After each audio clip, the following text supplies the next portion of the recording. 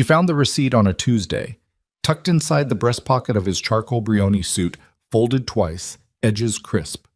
The Meridian Grand Hotel, presidential suite, 2 nights. The same weekend, Vincent had kissed her cheek at the door and told her he was visiting his mother in Connecticut. Evelyn Whitmore did not cry. She did not scream. She stood alone in their walk-in closet, the size of most people's living rooms, and felt something cold and precise settle behind her ribs. The same sensation she got right before she cracked open a fraudulent balance sheet and found the lie buried 6 layers deep. She recognized this feeling. She had built a career on it, and now it was pointed directly at her own marriage. If you've ever been underestimated by someone who thought they owned you, stay with me until the end of this story. Hit like, drop a comment with the city you're watching from. I want to see exactly how far this story travels. The closet smelled like cedar and Vincent's cologne, something dark and expensive that she used to find intoxicating. Now it just made her sinuses ache. Evelyn stood very still, the receipt pressed flat between 2 fingers, and read it again. Not because she needed to. She had already memorized every line on the first pass. Room number 1408, check-in Friday the 14th, check-out Sunday the 16th, total billing to a corporate card registered under Moretti Development Group, LLC. 1 charge for in-room dining. 1 charge for the minibar. 1 charge for the spa. 2 guests. 2 guests. She folded the receipt exactly as she had found it, slid it back into the breast pocket, and hung the suit back on the wooden valet exactly as it had been. She smoothed the shoulder seam with 1 hand. She turned off the closet light. She walked downstairs and finished preparing dinner. That was who Evelyn Whitmore was. She did not act on impulse. She never had. At 35, she had built an entire professional reputation on the ability to stay composed while the world around her burned, to work methodically through documents that other people found overwhelming or boring or impenetrable. Forensic financial analysis was not glamorous work. It was slow, painstaking, and relentless. It required the ability to hold a dozen contradictory data points in your head simultaneously and wait, sometimes for weeks, until the pattern revealed itself. She could wait. The kitchen was the one room in the house that felt like hers. Not because Vincent had given it to her. He hadn't, not intentionally, but because he rarely came into it unless food was already on the table. It was large and clean, with marble countertops and a 6-burner range and a window that looked out over the rear garden, which the landscaping crew maintained every Thursday morning with a precision that Evelyn had never asked for, but had come to appreciate. She stood at the stove and stirred a pan of risotto and listened to the sound of Vincent's car pulling into the circular driveway. She heard the front door. She heard him set his keys in the brass dish on the entry table. He always set them in the same spot, the only consistent domestic habit he possessed. She heard the low murmur of him ending a phone call. Then his footsteps on the marble, unhurried, confident. The walk of a man who had never once in his adult life entered a room uncertain of his welcome. "Smells good," he said. "Risotto," she said. "Sit down. It's almost ready." He poured himself 2 fingers of scotch at the sidebar, loosened his tie, and lowered himself into his chair at the head of the long dining table. He was 51 years old, and he still moved like a younger man, broad-shouldered, deliberate, comfortable in his own mass. His hair had gone silver at the temples in the last few years, and it suited him in the way that aging seemed to suit powerful men, conferring weight and authority rather than diminishment. He had a strong jaw and heavy-lidded dark eyes that people sometimes described as warm when they wanted something from him, and cold when they did not. Evelyn brought the risotto to the table. She sat. She poured herself water. She watched him eat. "Good," he said. "You always do this one right." She waited through most of the meal. She let him talk about a zoning meeting that had gone sideways, about a contractor who was 3 weeks behind on a project in Midtown, about his associate Marco's ongoing inability to handle a simple permit negotiation without turning it into a conflict. She listened. She asked one follow-up question about the Midtown project so he wouldn't notice she wasn't saying much. She ate approximately half of what was on her plate. Then, as he was reaching for his scotch glass, she said casually, "How was your mother when you were in Connecticut last weekend?" He stopped. Just for a fraction of a second, barely visible, the kind of micro-hesitation she would have missed if she hadn't been watching for it. Then he took his sip and set the glass down and said, "Fine." Same as always, you know how she is. Hmm. Evelyn touched her napkin to the corner of her mouth. I was thinking I should call her. It's been a while. She's not great on the phone, you know that. Right. She set the napkin down. Vincent, I found the receipt. The room did not change. The candles on the table kept burning. The refrigerator hummed faintly from the kitchen. Outside, a car moved slowly down the street. Vincent Moretti looked at his wife across the long table for a long moment. And then he did something that she had not expected. Not entirely, not with that particular flavor. He smiled. It was not a warm smile. It was the smile of a man recalibrating, shifting modes, deciding which tool to use. You went through my suit. It was hanging on the valet. I moved it. Evelyn. Don't. Her voice was even. Don't do the name thing. Just answer me. He leaned back in his chair. The candlelight caught the silver at his temples. He rolled the scotch glass slowly between his palms, a gesture she recognized as deliberate. It was what he did in negotiations when he was deciding how much to give away. You want me to answer what exactly? He said. Whether I was somewhere other than my mother's? Whether there was someone with me. He let that sit for a moment. You're a smart woman. You already know the answer, or you wouldn't be asking the question. She had told herself she wouldn't feel it. She had been wrong. It moved through her chest like cold water, that confirmation, and she made herself breathe past it, slow, measured, silent. How long, she said. Evelyn? How long, Vincent? He studied her. He seemed genuinely to be deciding whether to bother. Then he said, Does it matter? To me it does. He shrugged, and the shrug was somehow the most brutal thing in the room. A while, he said. She looked at him. She had been with this man for 11 years. She had built a life inside the architecture of his world.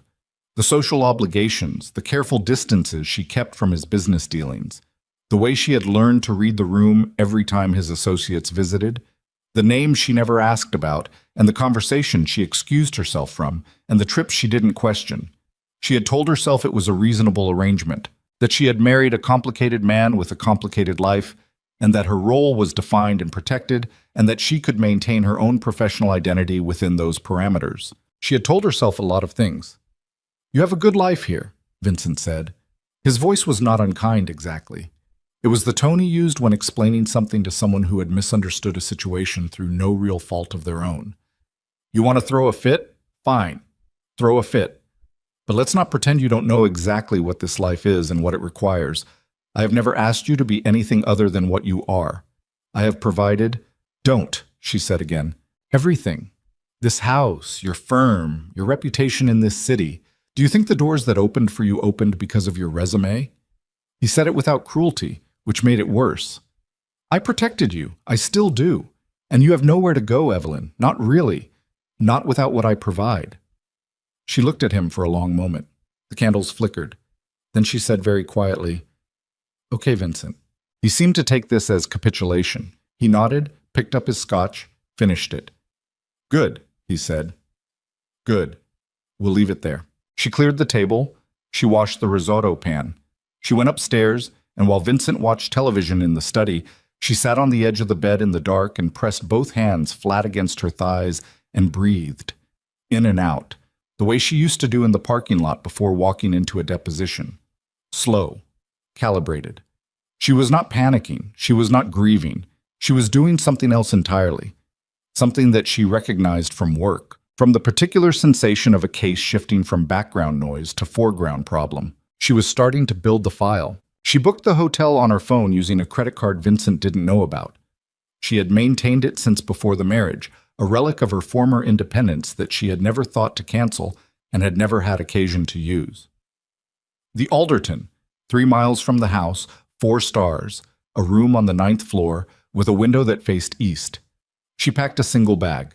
Not dramatically, not in the middle of the night. She rose early the next morning while Vincent was still asleep, dressed quietly, carried her bag downstairs, made herself coffee, drank it standing at the kitchen window watching the garden in the pale light, and then walked out the front door. She did not leave a note. Rebecca Lawson had been Evelyn's attorney for 6 years and her closest friend for 9. They had met at a conference, a financial crime symposium in D.C., where they had both been presenting, and had recognized in each other something that people outside their respective professions rarely understood: the particular exhaustion of spending your working life in close proximity to the worst things people do to one another for money. Rebecca was 40, black, sharp-tongued when she needed to be, and warmly funny when she didn't, and she had a mind like a scalpel. When Evelyn called her from the hotel room at 8 in the morning and said, "I need you to help me build a case," Rebecca didn't ask for context. "Against who?" she said. "Vincent." A beat. Then, "Are you safe?" "Yes. I'm at the Alderton." "Okay." Another beat, shorter. "Come to the office at 10. Bring whatever you have." What Evelyn had, at that point, was not much. The receipt, which she had photographed before replacing it in the suit pocket.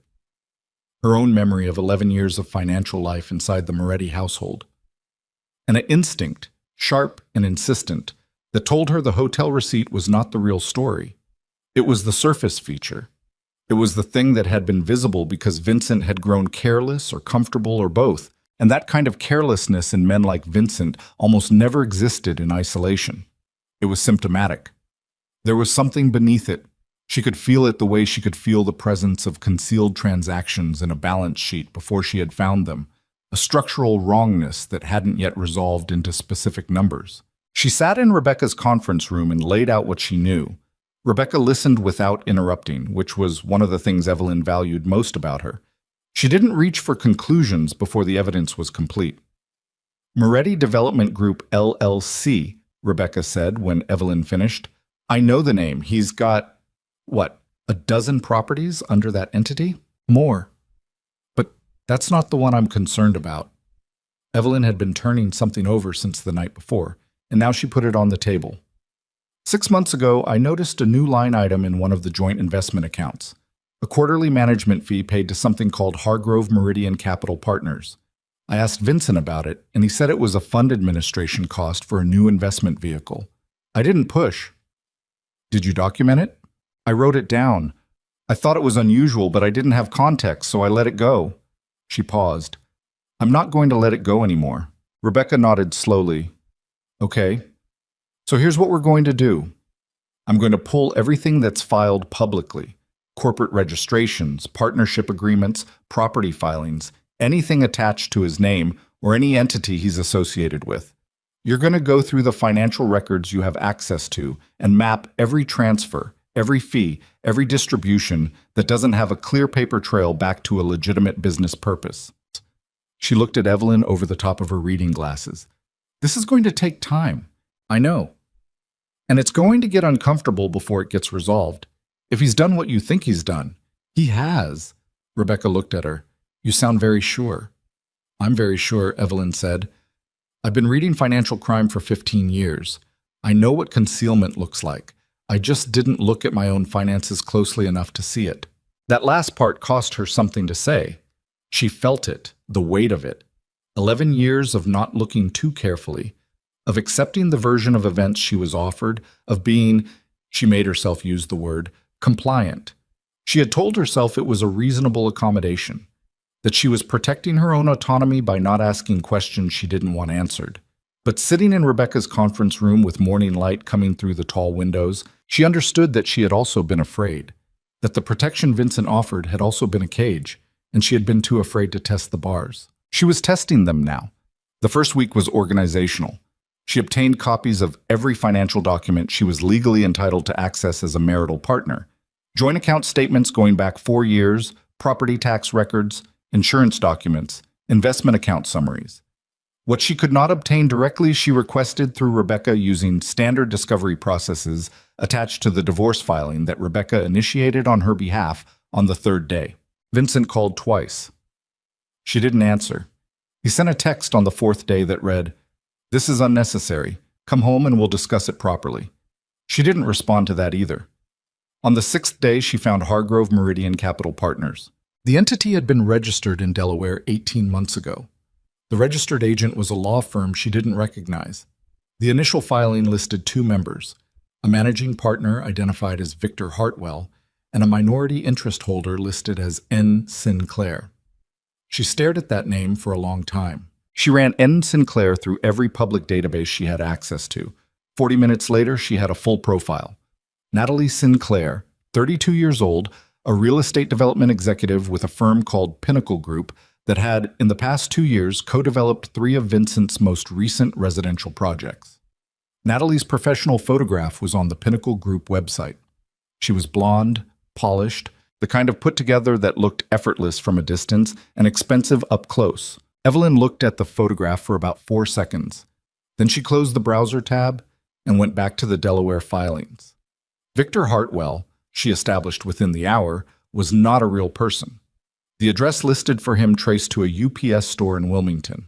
The Social Security number attached to his beneficial ownership declaration, obtained through a contact at a regulatory compliance firm she had worked with professionally, matched a deceased individual from Ohio who had died in 1987. Vincent had used a dead man's identity to register a company. She sat with that for a moment. It was not surprising. She had seen this technique before in cases she had worked on professionally, had documented it in depositions and expert reports. What made her jaw tighten was not the technique itself, but the timeline. 18 months. He had been building this structure for 18 months, carefully, with professional assistance, while coming home to their house for dinner, while sleeping beside her, while touching her shoulder at social events and introducing her to people as his wife. She made herself breathe. Then she went back to the financial records and started looking for the money.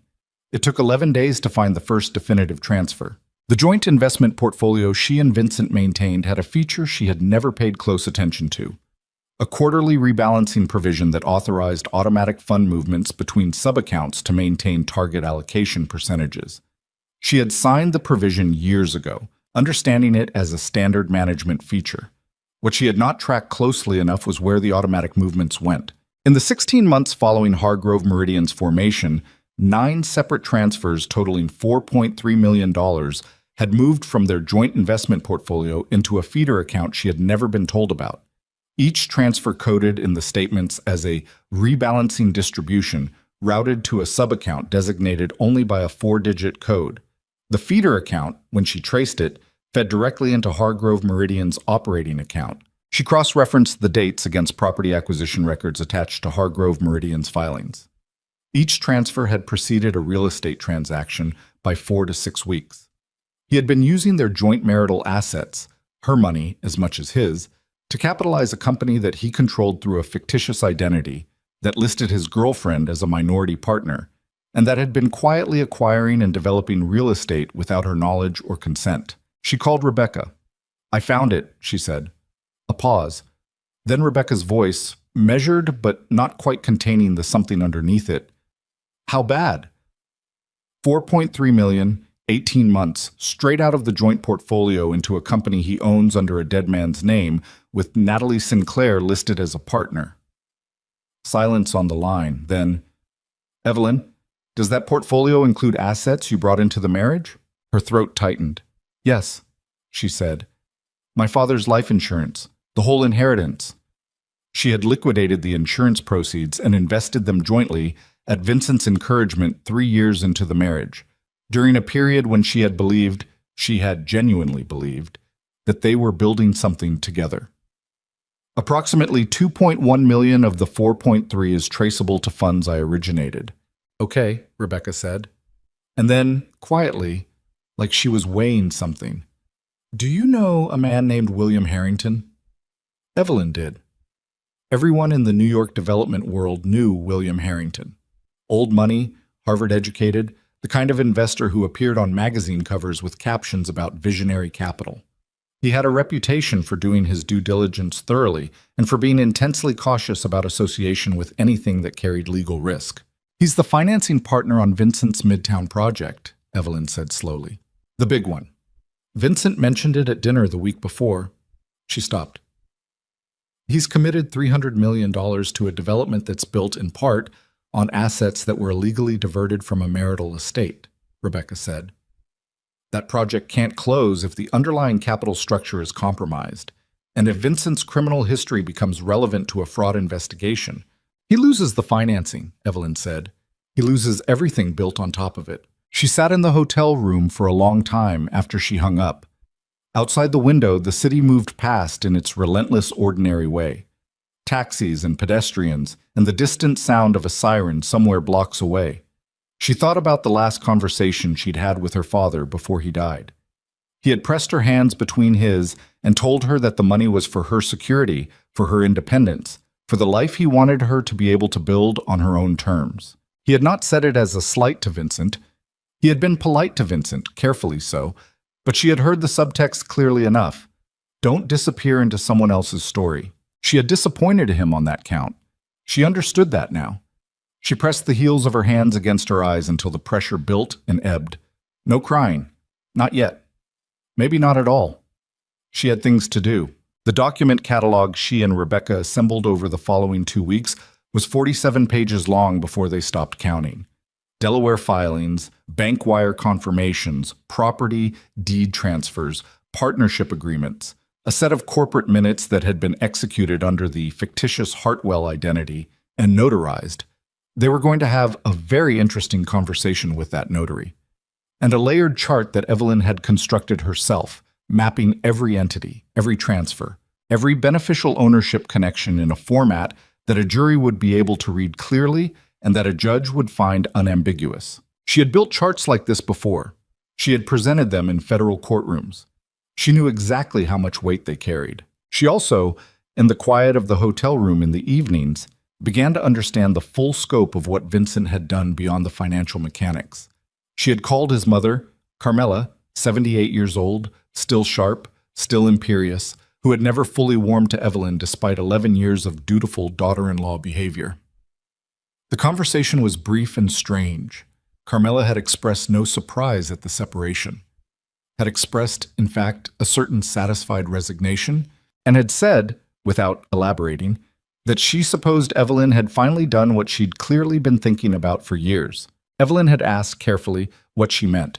Carmela had said that Vincent had told her months ago that Evelyn had grown cold, withdrawn, that the marriage had been essentially over for more than a year before anything happened, that Evelyn had become more interested in her career than in the family they should have been building. Evelyn had thanked her and ended the call. She sat with the phone in her hand and felt something move through her that was different from the cold precision she had been operating on, something older and angrier. He had not simply cheated. He had not simply stolen. He had been constructing a narrative, too, shaping the context, managing the story the way he managed everything, carefully, in advance, ensuring that by the time anything came to light, he would already be the injured party in the version his mother knew. He had been thorough. She would give him that. She thought, so will I. On the 19th day, Rebecca received a call from Vincent's attorney requesting a preliminary conversation about settlement terms. He was proposing a clean division of the visible marital assets, the house, the cars, 2 of the joint accounts, and was willing to be generous with the settlement figure in exchange for a confidentiality agreement attached to any divorce proceedings. Evelyn read the proposal and set it aside. She had a different meeting in mind. She had spent 3 days putting together the presentation for William Harrington. She had done this kind of work before, organizing complex financial evidence for a sophisticated audience that was coming in cold and needed to understand both the facts and their implications without having it over-explained. She knew exactly what William Harrington would need to see and in what order. She knew the questions he would ask, and she had prepared answers that were factual, documentable, and irrefutable. Rebecca had arranged the meeting through a contact in Harrington's legal team, not by explaining its purpose, but by indicating that it concerned material information about a significant investment that Harrington's office might want to review before a pending closing. Harrington was too careful to decline that kind of meeting. The morning before the Harrington meeting, Vincent's attorney sent a follow-up message asking whether Evelyn had reviewed the settlement proposal. She asked Rebecca to send back a one-line reply. Miss Whitmore is reviewing her options and will be in touch. She dressed carefully that morning. A charcoal blazer, dark trousers, low heels. The perfume she used to wear before she had stopped wearing it. She had stopped because Vincent had once said, not unkindly, that it was a bit much for every day. And she had internalized that without examination the way she had internalized many things. She left off. She wanted to feel like herself, and she was still figuring out what that meant. Harrington's offices occupied the 43rd floor of a building in Midtown with views that people paid architects to create. He received her in a conference room that was tasteful and expensive and deliberately not ostentatious, which told her something about him. He was the kind of rich that didn't need to announce itself. He was in his early 60s, trim, white-haired, with the particular kind of attentiveness that very powerful people develop when they have learned, over decades, to distinguish between meetings that matter and meetings that don't. He had decided this one mattered within the first 90 seconds. She could tell because he stopped glancing at his phone. "Mr. Harrington," she said, laying the first document on the table. The transfer summary, the chart, clean and clear and color-coded. "I'm going to walk you through what I've found, and I'd ask you to let me finish before you ask questions. After that, I'll answer everything I can." He nodded once. She began. She was still talking 25 minutes later when she reached the beneficial ownership section and laid the Delaware filings for Hargrove Meridian alongside the feeder account transfer confirmations. She watched his face as he looked at the dead man's name, at the transfer dates, at the dollar amounts. His expression didn't change dramatically. He was too controlled for that. But something behind his eyes shifted in a way that she recognized. The look of someone absorbing a cost they hadn't anticipated. "The underlying capital for the Midtown project," she said, "is partially capitalized through Hargrove Meridian. That entity's operating funds are sourced from marital assets that were diverted without consent. The beneficial owner of record is a deceased individual from Ohio. My attorney has documentation sufficient to support civil asset recovery claims and to trigger regulatory review of the transaction structure." Harrington was quiet for a long moment. Then he said, "And you're bringing this to me because you're a careful man," she said. "And because if this comes out after the closing, and it will come out, your association with a fraudulent capital structure will be the first line of every story written about it." He looked at the documents again. He looked at her. He said, "Who else has seen this?" "My attorney. No one else yet." Another silence. Outside the 43rd floor windows, the city sat bright and indifferent and enormous. "I'll need my legal team to review what you've presented," he said. "Of course," she said. "I've prepared a copy for them." She slid the second folder across the table. She took the elevator down alone. In the lobby, she stopped at the water fountain and drank for a moment.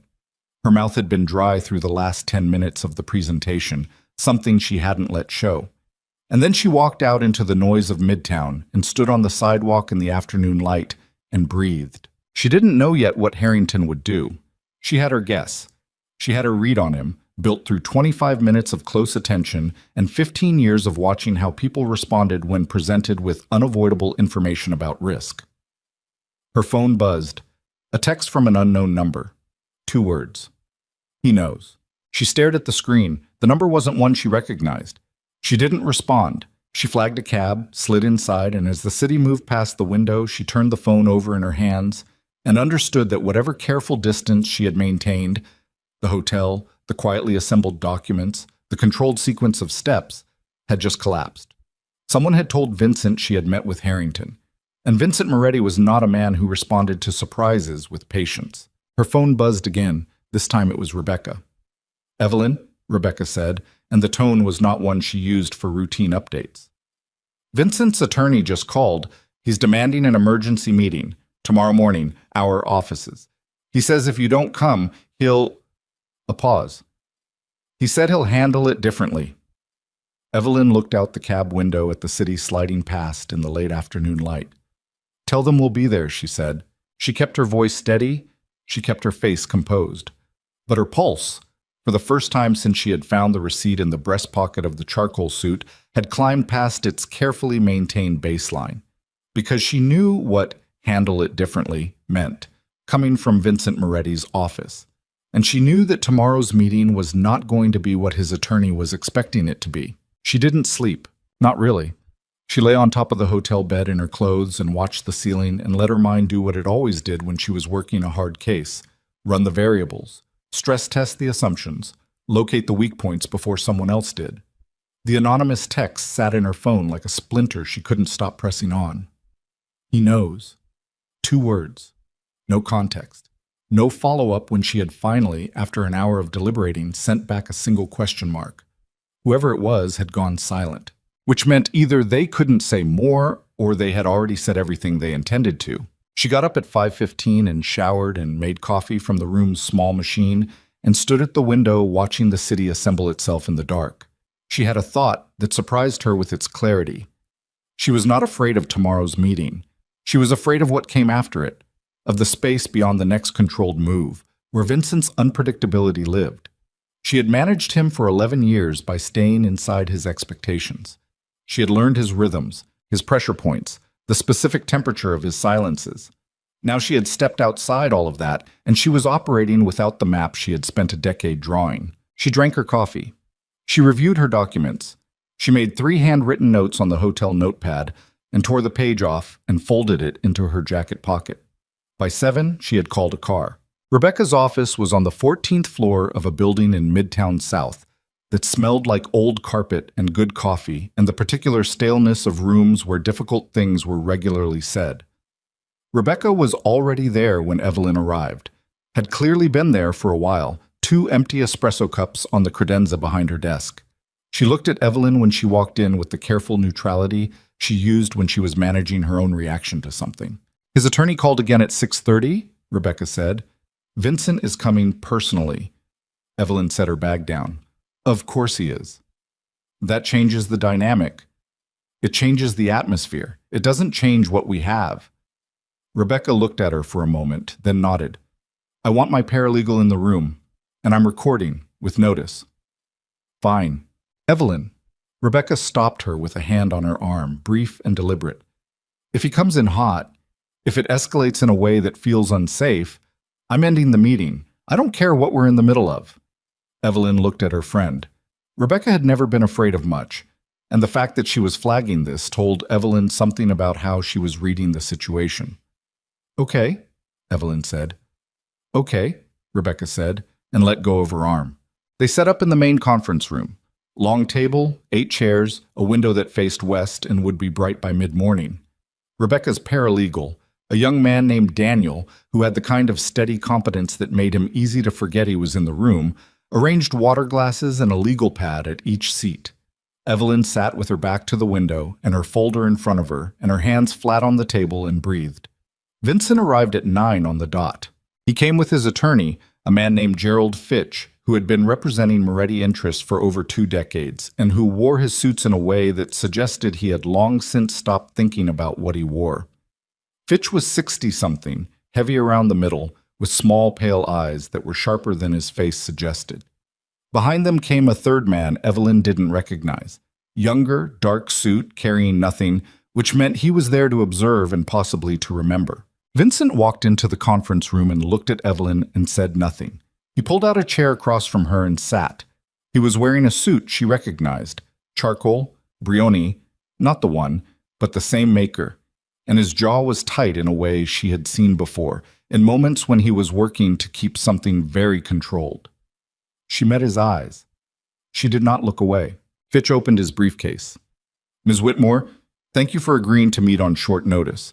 My client would like to address the situation directly, as you've apparently taken certain actions that, before we begin, Rebecca said, setting a small digital recorder on the table, I'm notifying everyone present that this meeting is being recorded. If you have an objection, please state it now. Fitch looked at the recorder. He looked at Vincent. Some small communication passed between them. No objection, Fitch said. Good. Rebecca folded her hands on the table. Go ahead, Gerald. Fitch had a way of speaking that was structurally polite and substantively threatening, a combination Evelyn had encountered before in men who had spent long careers defending the interests of people who operated in legal gray areas. He laid out, in measured terms, that Vincent was willing to proceed with a divorce settlement that was exceptionally generous by any objective standard, that the settlement would require a full confidentiality provision covering both the terms of the divorce and any matters relating to business interests either party might be aware of, and that the window for this offer was limited. Evelyn listened to all of it without moving. When Fitch finished, she said, Gerald, I want to make sure I understand the proposal. Vincent is offering to be generous in the settlement in exchange for my silence about what I've found. Fitch's expression calibrated carefully. I wouldn't characterize it. That's what it is, she said. Not loudly, evenly. That's the trade on the table. Silence. Fitch looked at his pad. The third man, the one she didn't know, shifted slightly in his chair. Then Vincent spoke for the first time. "You went to Harrington," he said. His voice was low, not loud. That was the thing about Vincent's anger. It didn't come up, it came down, compressing into something dense and quiet. "You went to my investor and you put things in front of him that were taken out of context, The documents speak for themselves," Evelyn said. "I didn't characterize anything, I presented records. Records that you had no right to. Jointly held accounts," she said.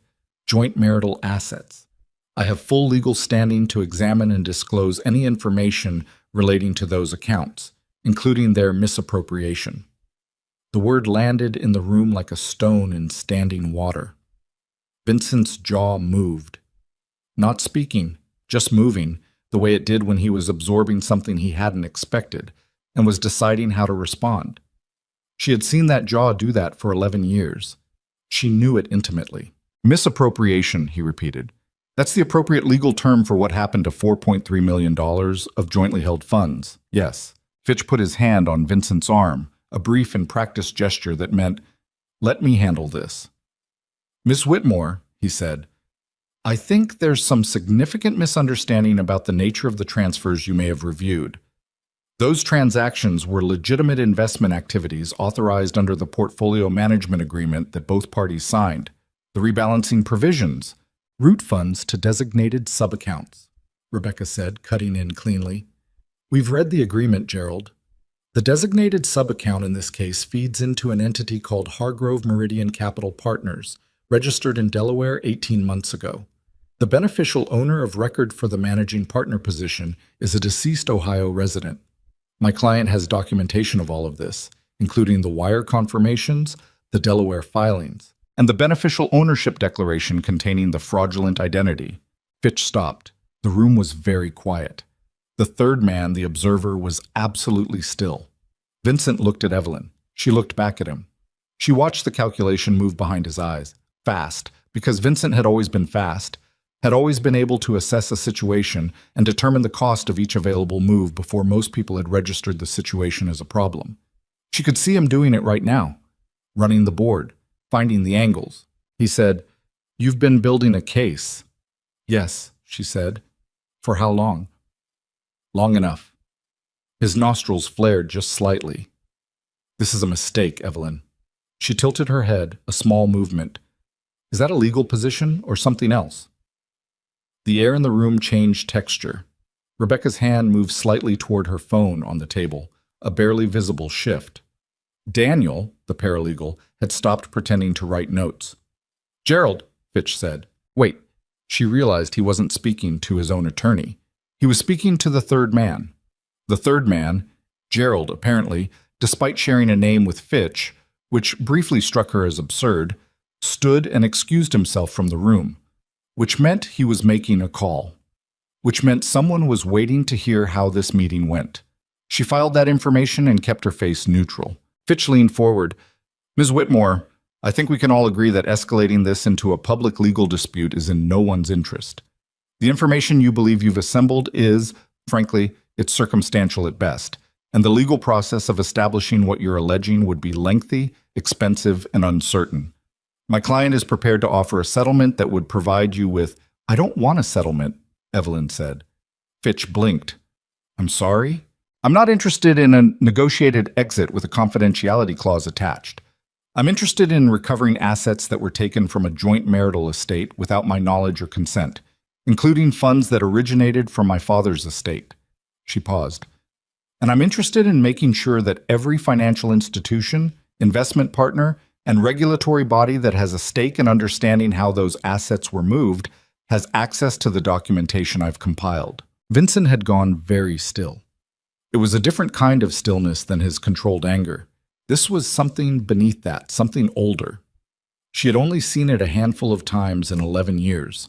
The moments when the carefully maintained surface of him, the successful developer, the respected figure, the man who moved through rooms with authority, stopped being quite enough to contain what was underneath it. "You'd burn it all down," he said. It wasn't a question. "I'd make sure the truth is documented and available," she said. What happens after that isn't my department. He studied her for a long moment. She breathed slow and even and held his gaze. The city made its sounds outside the window. Somewhere on another floor of the building, a phone rang and was answered. "You don't understand what you're doing," he said. "You don't understand that—" He stopped. He pressed his hand flat on the table. He started again, quieter. "There are people attached to my business interests who don't respond to legal processes the way normal people do. Do you understand what I'm telling you?"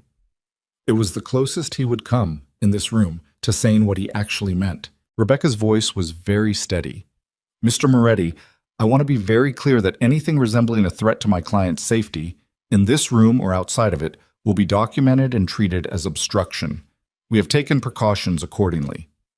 Vincent looked at Rebecca, then back at Evelyn. Something moved across his face that she couldn't immediately name, and then she could. It was something she had almost never seen on him. Surprise. Genuine, unmanaged surprise. He had not expected her to be this prepared. He had expected, she could read it clearly now, he had expected tears or anger or some form of leverage that would be easier to manage than the cold, organized package of documentation she had built. He had underestimated her. He had done it inside his own head, without realizing he was doing it, the way powerful men often underestimated the women adjacent to them, not through active contempt, but through a failure of imagination, an inability to picture the person they slept beside as a genuine professional threat. 11 years. He had watched her work. He had attended her presentations. He had told people at dinner parties that his wife was brilliant.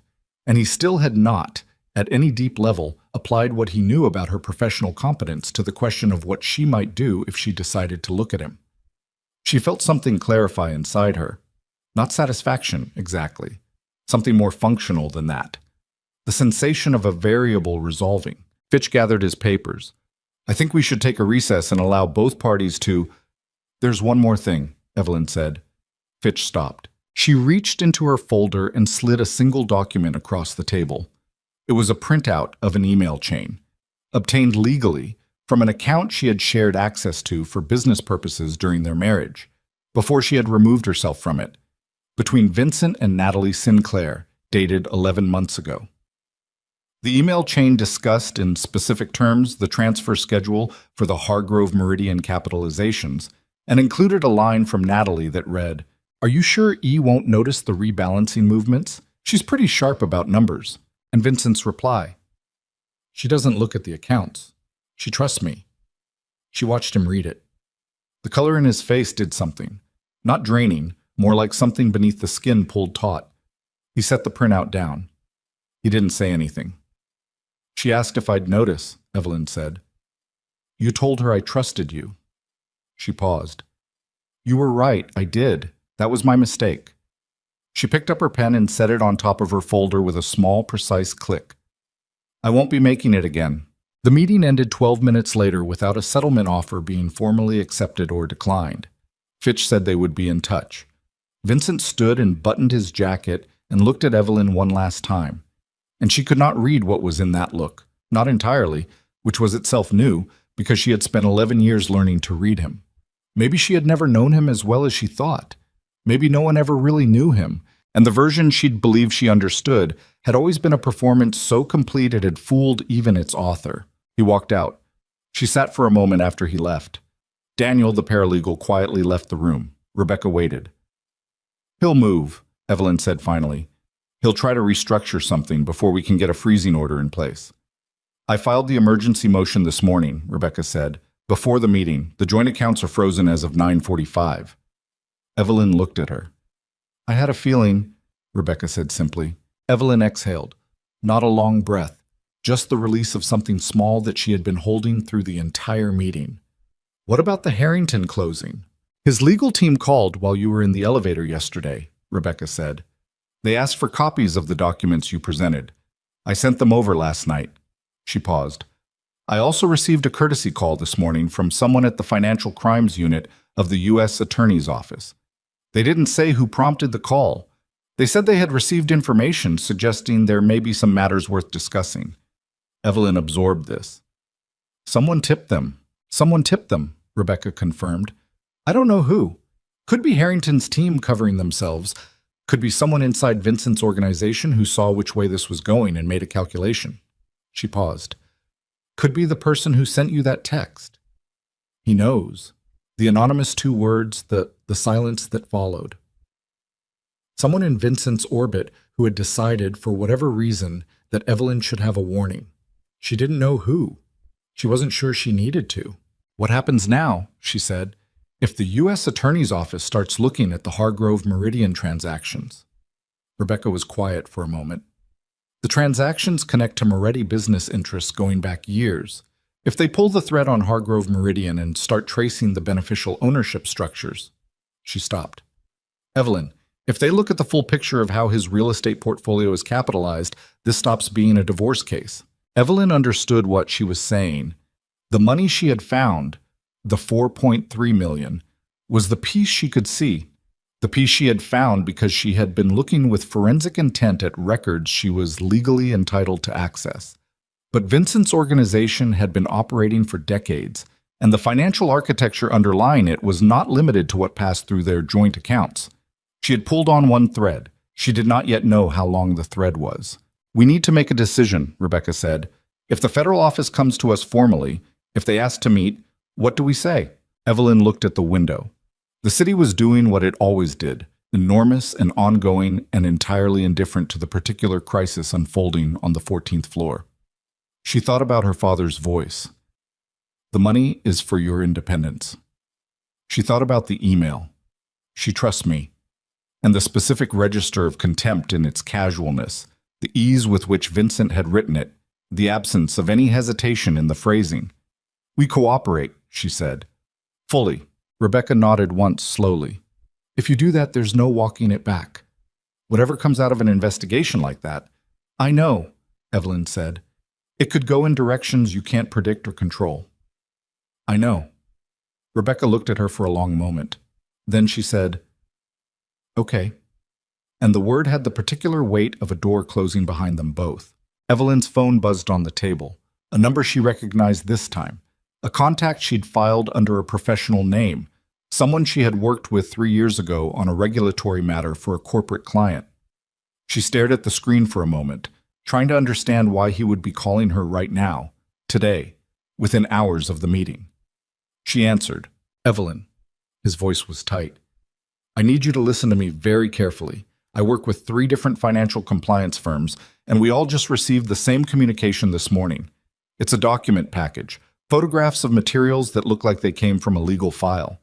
Someone is circulating copies of what appears to be a pause.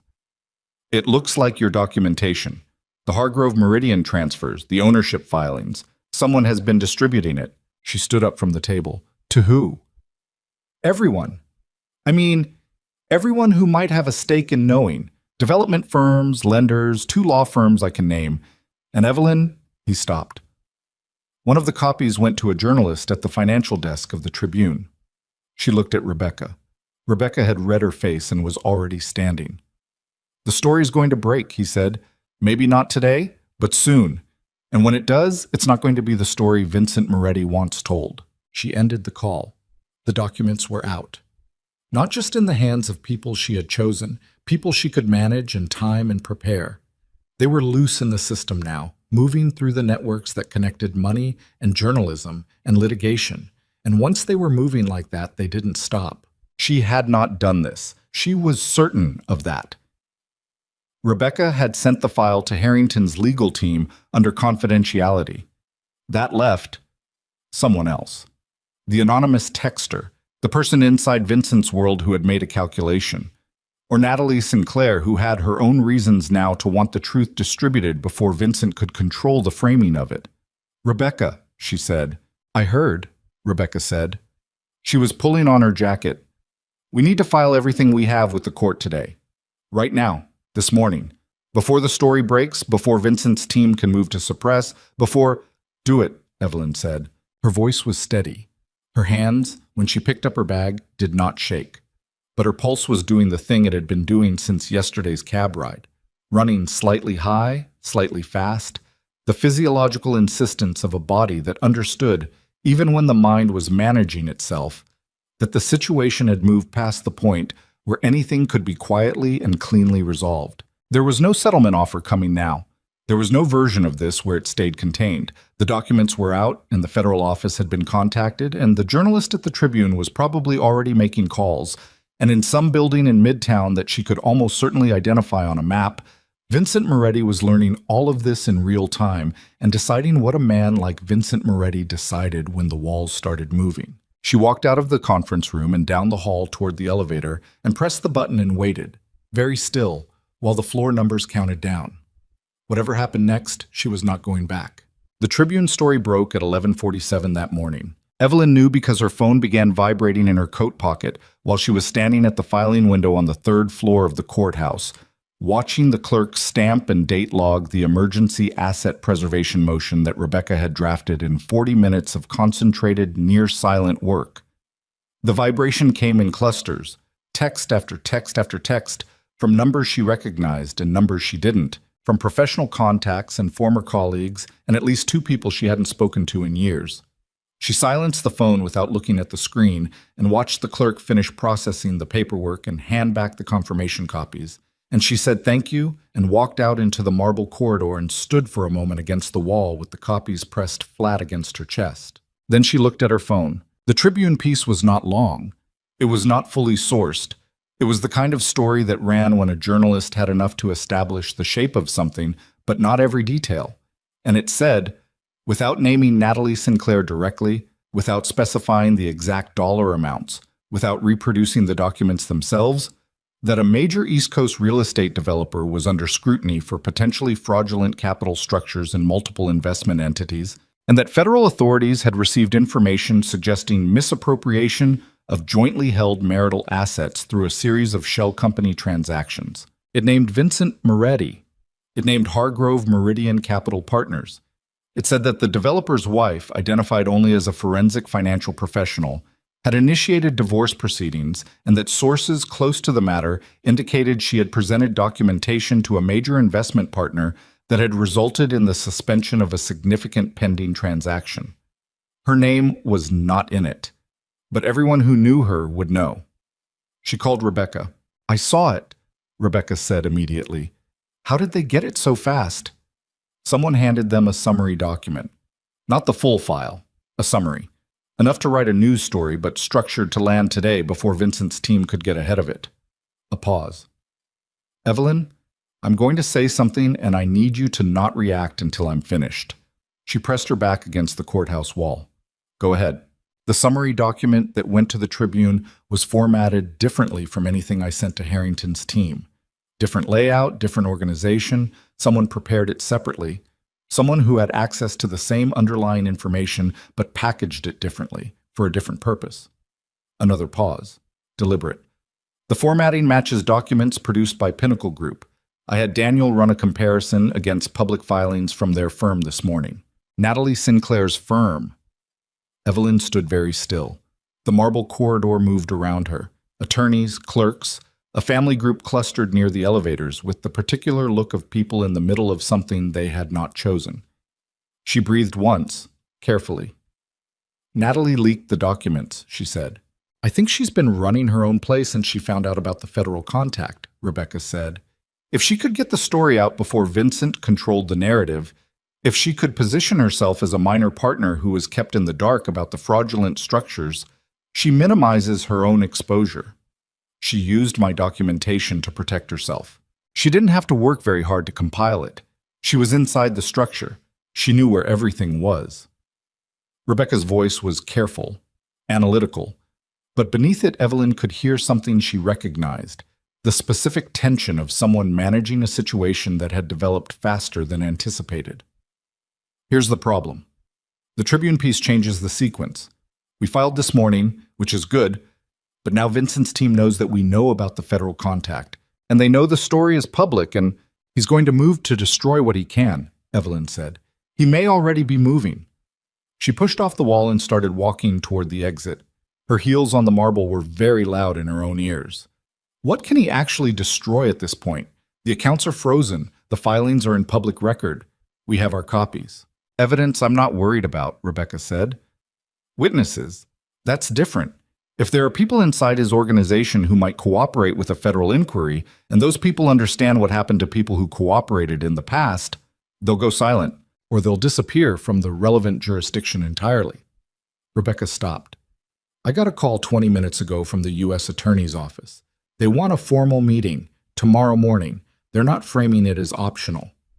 Evelyn pushed through the courthouse door into the late morning air, which hit her like a physical thing, cold and bright, and smelling of exhaust and the faint iron edge of autumn.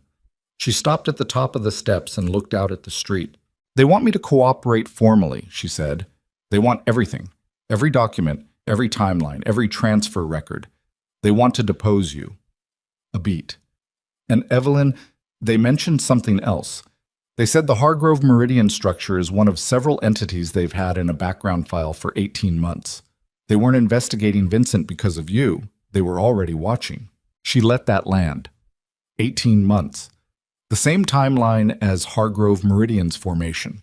Someone had been looking at Vincent's financial architecture at the same time Vincent had been building its newest layer, and neither party had known about the other until she walked into William Harrington's office with a folder. Who else did they name? She said. When they called, Rebecca was quiet for just long enough that Evelyn's stomach shifted. Rebecca. They mentioned an LLC called Sartori Holdings. It's registered in Nevada. It's not in any of the documents you found. It's not connected to Hargrove Meridian on any filing you have access to. She paused. It is connected to a property acquisition made 4 years ago, a commercial building in the Garment District. The acquisition was financed through a loan from a private lender who is currently under federal indictment in a separate proceeding. 4 years ago. 3 years before she had noticed anything wrong. 4 years ago, she had been fully inside the life. Attending events, signing documents Vincent put in front of her, trusting the architecture of the world she'd built beside him. How deep does it go? She said. Her voice was flat. I don't know, Rebecca said. That's the honest answer. What you found is real, and it's documented, and it's legally actionable. But it may be the visible edge of something that goes much further back and much wider than the 18-month window you were looking at. She sat down on the courthouse steps. She didn't plan to. Her legs simply decided the standing portion of this conversation was finished. A man in a delivery uniform walked past her without looking, and a pigeon landed 3 feet away and regarded her with the blank professional indifference of pigeons everywhere. She had thought she had found the thing. She had thought she had mapped the betrayal completely. The Hargrove Meridian structure, the Hartwell identity, the 4.3 million, the inheritance.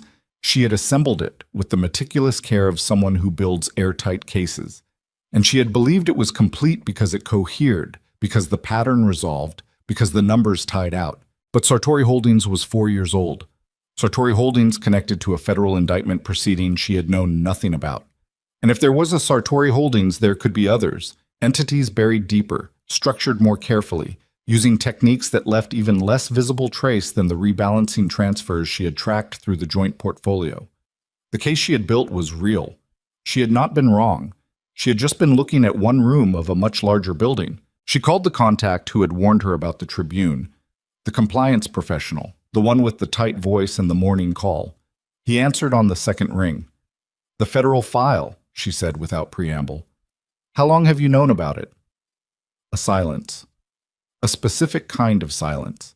The kind that meant the person on the other end was deciding how honest to be. I didn't know about an active file, he said carefully. I knew there had been inquiries. 2, maybe 3 years ago. Questions through regulatory channels about certain property acquisitions. I assumed they'd gone nowhere. Sartori Holdings, she said. Another silence. Longer. Where did you hear that name? Answer me. Evelyn. His voice dropped lower. Sartori is not... That's not a name you want attached to your case. The people behind that entity are not the same kind of problem as a fraudulent LLC registered in Delaware with a dead man's name. The people behind Sartori have been operating for a very long time, and they have a very specific way of responding to legal exposure. Are they connected to Vincent's organization? Vincent's organization is one part of a larger structure. He's not at the top. He's never been at the top. He paused. How much did you think you actually knew about who your husband was? She sat on the courthouse steps and looked at the street and felt the cold of the stone coming through her coat. How much had she known? She had known he was feared. She had known the names she was never meant to ask about. She had known about the distances, the careful separations between the legitimate business world and the other world that existed beneath it. She had told herself she understood the outline of it without needing the details. She had not understood the depth. If I cooperate with the federal inquiry, she said slowly, and they use my documentation to go after Vincent, if they pull Sartori into the investigation, then you're not just a woman divorcing her husband, he said. You're a witness in a federal organized crime investigation. And the people who need you to stay quiet about Sartori are not going to care about confidentiality agreements or court orders. She ended the call. She sat for another minute on the steps. The pigeon had gone. A thin cloud was moving across the sun, and the light on the street shifted, going flatter and colder. She thought very carefully, moving through the sequence of what she knew and what she didn't, and what had just changed. Then she called Rebecca back. I need you to pull everything you have on Sartori Holdings, she said, and I need you to request a private meeting with the federal office tonight. Not tomorrow, tonight. And Rebecca, she stopped. Don't use email for any of this. Phone or in person only. A very brief pause. Understood, Rebecca said. The afternoon was the worst of it. Not because anything dramatic happened, but because nothing did. Because Evelyn went back to the hotel and sat in the room she had been living in for 3 weeks and understood, with a clarity that was almost physical, that the careful, controlled sequence she had been executing had fractured at its foundation. She had designed a case that would end in a divorce courtroom. Asset recovery, civil financial claims, professional accountability for Natalie Sinclair, reputational damage to Vincent's development empire. Clean, documentable, legal. The kind of resolution her professional training had equipped her to pursue, and that she had pursued with genuine competence. She had not designed a case that ended in a federal organized crime investigation with her name in the center of it. At 3 in the afternoon, her phone rang with a number she didn't recognize. She almost didn't answer. Then she did. The voice on the other end was a woman's, controlled, businesslike, younger than Evelyn had expected. Miss Whitmore? My name is Natalie Sinclair. Evelyn's hand tightened on the phone. She did not speak. I know you probably don't want to hear from me, Natalie said. I'm not calling to apologize. I'm calling because I think we have a problem in common, and I think you should know what I know before your meeting with the federal office. You leaked the documents to the Tribune, Evelyn said. I did, Natalie said, without hesitation, without apology. I needed the story out before Vincent could restructure the narrative. He was already working on a version of events where I was the architect of the whole thing. And he was a victim of a fraudulent partner. A pause. He's very good at that, being the victim. Evelyn said nothing. She walked to the window. Outside, the city continued. It always continued. He told me you were emotionally absent, Natalie said. He told me the marriage had been over for years. He said you'd agreed informally to separate, that you both knew it was done but hadn't addressed it formally yet, that there was an understanding. Her voice was precisely level, the tone of someone reporting information rather than seeking sympathy. He told me the money going into Hargrove Meridian was his alone, that your contribution to the marital estate had been primarily social, that the investment portfolio was capitalized with assets he'd brought into the marriage. He told you the inheritance was his, Evelyn said. Yes. She pressed her free hand flat against the cold glass of the window. And you believed him. A silence. Then quietly, and this was the first moment in the conversation where something cracked in Natalie's composure, I wanted to believe him. There's a difference. Another pause. I was 29 when this started. He's a convincing man when he wants to be. Evelyn understood this in a way she had not anticipated and did not particularly welcome. She did not feel sympathy for Natalie Sinclair. She felt something more uncomfortable. Recognition. The specific recognition of someone who had also, at a younger age, found Vincent Moretti's conviction about things entirely persuasive. What do you know, she said, that I need to know before tonight? Natalie took a breath. The federal office isn't just looking at the financial transactions. They've been building a RICO case. Sartori Holdings is one piece. There are others. Vincent has known about the federal interest for 8 months. He's been preparing for it. The Hargrove Meridian structure, the Midtown project. Part of the reason he built that structure the way he did was to move assets into a form that would be harder to seize in a federal forfeiture action. It. She paused. He wasn't just hiding money from you, Evelyn. He was hiding it from them. And you finding it. You going to Harrington, the Tribune story. It collapsed his timeline. The air in the hotel room felt very still. The assets he moved through Hargrove Meridian, Evelyn said slowly. If a federal forfeiture action is active, they'll move to seize them, Natalie said. Everything in that structure, including the funds traceable to your father's estate. Her throat tightened. The government would seize my inheritance. Unless you can establish that those funds were yours before they entered the fraudulent structure. Unless you can prove the origin clearly and have an attorney argue successfully for an exemption from the forfeiture. Another pause. That's a harder argument to make than a civil asset recovery claim in a divorce proceeding. Evelyn stood at the window and felt the shape of what had just happened settle onto her with full weight.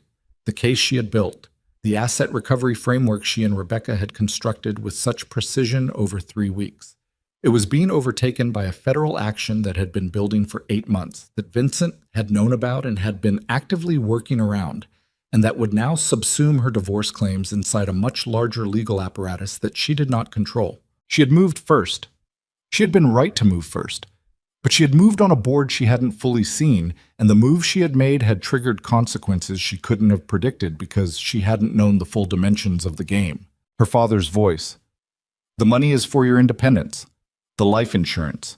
The $2.1 million that she had invested jointly because she had trusted the man beside her, and that had been moved into a structure that was now potentially subject to federal seizure, and that might not come back to her, even if she fought for it. Because the legal framework of a federal forfeiture action was a different and less accommodating instrument than civil asset recovery in a divorce court. She realized her jaw was aching. She had been clenching it without noticing.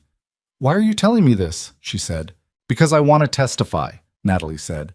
"I want to cooperate formally with the federal investigation, and I want to provide testimony that establishes clearly that I was misled about the origin of the assets and the nature of the structure. My attorney tells me that my cooperation value is higher if the primary witness, you, is already engaged with the federal office. Our testimony corroborates each other." She paused. "I know that doesn't make any of this okay. I'm not asking you to forgive me. I'm asking you to let me be useful." Evelyn looked out the window for a long time. She thought about the woman on the other end of the phone. 32 years old, ambitious, willing, a woman who had made choices she would now spend years accounting for, and who was offering now the only currency she had left.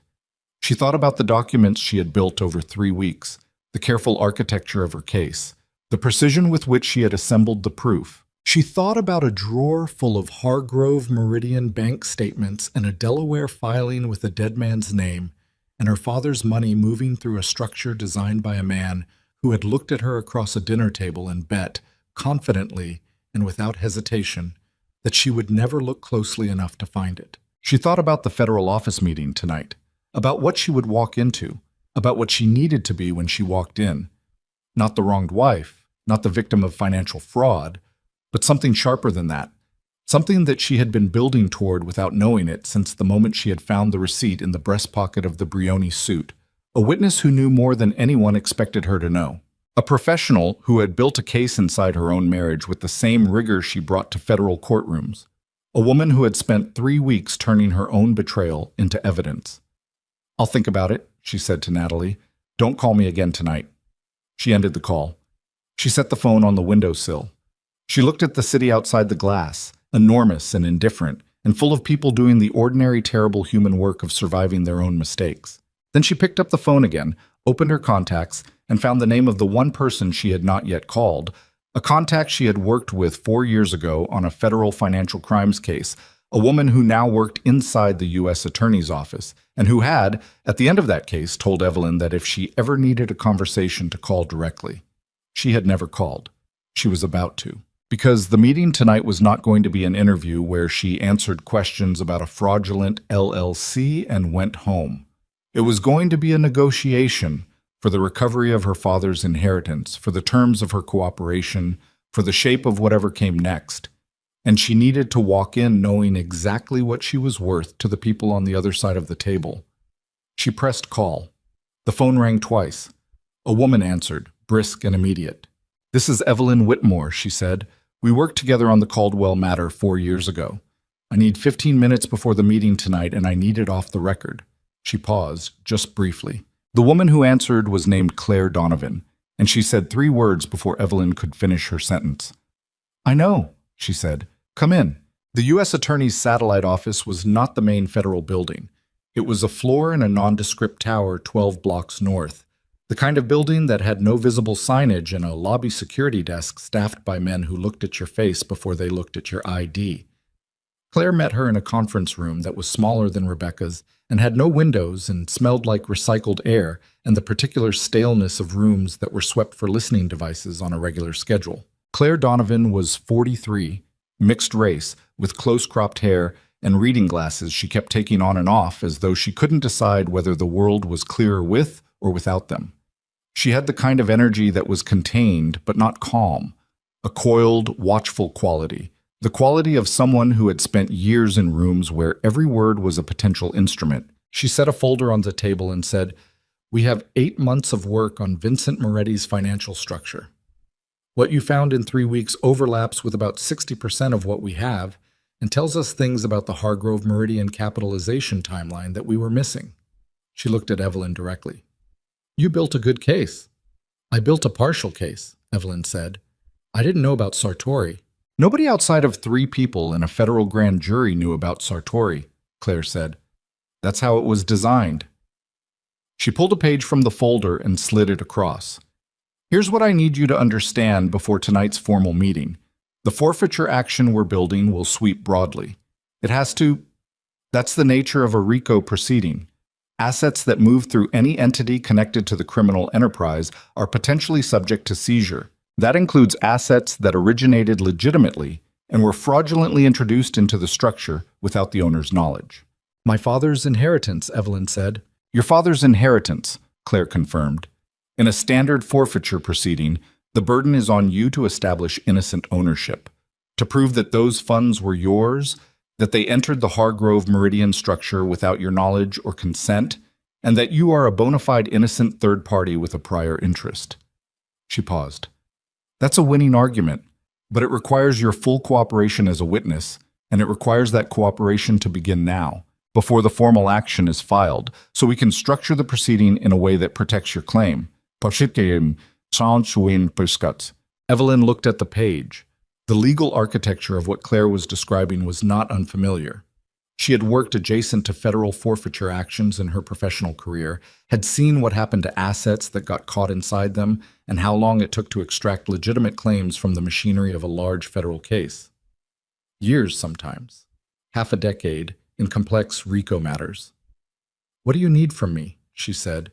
"Everything you have, formally entered into evidence under cooperation agreement. Your testimony about the Hargrove Meridian structure, the transfer timeline, the Hartwell identity. Your professional assessment of the financial mechanisms. We want you as both a fact witness and a potential expert on the financial architecture." Claire paused. "And we need you to be in the room tomorrow." "What room?" "Vincent's attorney has requested an emergency meeting with our office tomorrow morning. He's going to try to negotiate a pre-indictment agreement. Vincent cooperates on Sartori in exchange for reduced exposure on the financial fraud charges." She watched Evelyn's face. "We want you there, not as a party to the negotiation, as a presence. Because the one thing that changes the calculation for everyone in that room is understanding that you have already given us everything we need to proceed without his cooperation." Evelyn sat with this. The strategy was clean. She understood it immediately. Vincent's leverage in any pre-indictment negotiation was the belief that his cooperation was valuable, that the federal case needed what he knew. If Evelyn had already provided a complete financial map, the transfers, the structures, the timelines, his informational value dropped significantly. His attorney would walk into that room intending to trade cooperation for leniency and would discover that the trade was worth less than he thought. It was, she recognized, a version of what she had done to Vincent in Rebecca's conference room.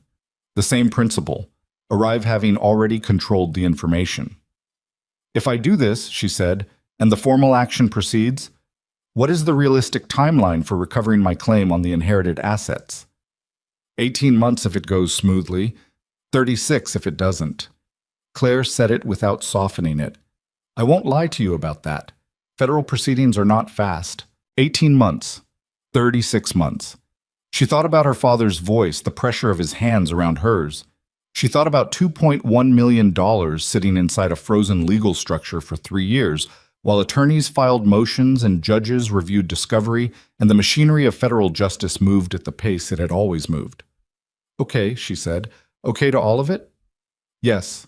Claire nodded. She put her reading glasses back on. Then let's go over what tomorrow looks like. She didn't sleep that night either. She lay in the hotel room and ran the variables, and at 4 in the morning she got up and made coffee and sat at the small desk and organized her documents one more time. Not because they needed organizing, but because the physical act of moving through them was something her hands needed to do. She had spent 3 weeks building this structure.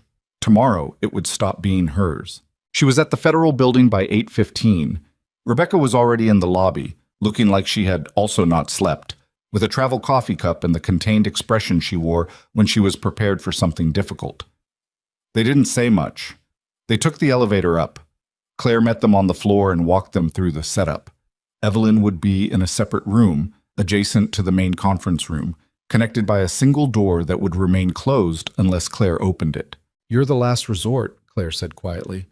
If his attorney makes the argument that they have information we can't get elsewhere, that's when we open the door. And if they don't make that argument, then you go home and we proceed without you in the room. She paused. But they will. Gerald Fitch has been doing this for 25 years, and he will make that argument. It's the only card he has. At 8:55, through the thin wall of the adjacent room, Evelyn heard voices in the hallway. Vincent's voice. She recognized its register even muffled, the low authority of it, the measured pace. Fitch's voice, clipped and preparatory. The sound of a door opening, chairs moving, the room settling into the particular weight of a formal negotiation. She sat with her hands flat on her thighs and breathed. For 40 minutes, she listened to the muffled back and forth of a conversation she could not fully hear. Occasionally, a voice rose enough that she caught a phrase. Cooperation framework from Fitch, scope of the agreement from someone on the federal side. Once, clearly, Vincent's voice saying something that had the sharp rising inflection of a man pushing back hard against something he'd just been told. She made herself breathe through all of it. She made herself stay still. She had spent her career learning to hold position in high-pressure rooms, to resist the pull toward premature action. She held it now. Then the door opened. Claire stood in the doorway. She said nothing, just held the door and looked at Evelyn. Evelyn stood. She smoothed her jacket. She picked up her folder. She walked through the door. The conference room had 6 people in it, Claire and 2 other federal attorneys on one side of the table, Vincent and Fitch, and the third man, the observer, Gerald, the one who made phone calls, on the other. Vincent was in the middle. He was wearing a different suit from yesterday, dark navy, and he looked like he had slept badly, which was gratifying in a way she chose not to spend any time on. He saw her come through the door and something happened in his face. Fast, controlled, gone in under a second. But she saw it. The flash of something that was not quite fear and not quite anger, but was the precise meeting point of the two, the expression of a man who has just been told that the problem he thought was manageable is larger than he understood. Fitch's expression went very still. Ms. Whitmore has been cooperating with this office since yesterday evening, Claire said, as she took her seat. She has provided a complete financial map of the Hargrove Meridian structure, including beneficial ownership documentation, transfer timelines, and evidence of the fraudulent identity used in the Delaware registration. That information has been formally entered into evidence under a cooperation agreement. She paused. I wanted Mr. Moretti to understand that before we continued. Fitch put his hand on Vincent's arm, the same gesture as yesterday, the practiced containment. Vincent did not look at his attorney. He looked at Evelyn. She sat down across from him. She set her folder on the table. She looked back. Gerald, Vincent said. Not to Fitch. To the third man, and the third man shook his head. A small movement, barely visible, but definitive. Whatever signal had just passed between them, it changed something. She watched it change, watched Vincent's jaw settle, watched his hands on the table flatten and then slowly close into loose fists and then open again. She had seen him manage himself in rooms before. She had seen him absorb bad news and pivot. She was watching him do it now, the machinery of it visible to her in a way it had never been when she was inside the life, when she was still the person who trusted the machine. "What do you want?" he said. He was not speaking to Claire. He was speaking to Evelyn. Fitch started to object. Vincent stopped him with a look. "What do you want?" he said again to Evelyn. She had thought about this. She had thought about it for 3 weeks and then for one sleepless night, and she had arrived at an answer that was not emotional. Or was not only emotional, but was precise and legal and achievable. "Full asset recovery, she said. "Every dollar traceable to the joint portfolio, including the inherited funds, returned to a separate account in my name, outside the scope of any federal forfeiture action, with your signed agreement acknowledging the transfers were made without my knowledge or consent." She kept her voice even. "Supported by a formal declaration from you to the federal office confirming innocent ownership, that I had no knowledge of the Hargrove Meridian structure or its connection to criminal activity." A silence. "You want me to put in writing that you didn't know?" he said. "I want you to tell the truth," she said. "I didn't know. You know I didn't know. You told Natalie Sinclair in writing that I trusted you and didn't look at the accounts." She put her hand on the folder, a light touch. "I have that email." Something moved through the room. One of the federal attorneys wrote something on a legal pad. The third man, Gerald, was completely motionless. Fitch leaned toward Vincent and spoke quietly. Vincent listened.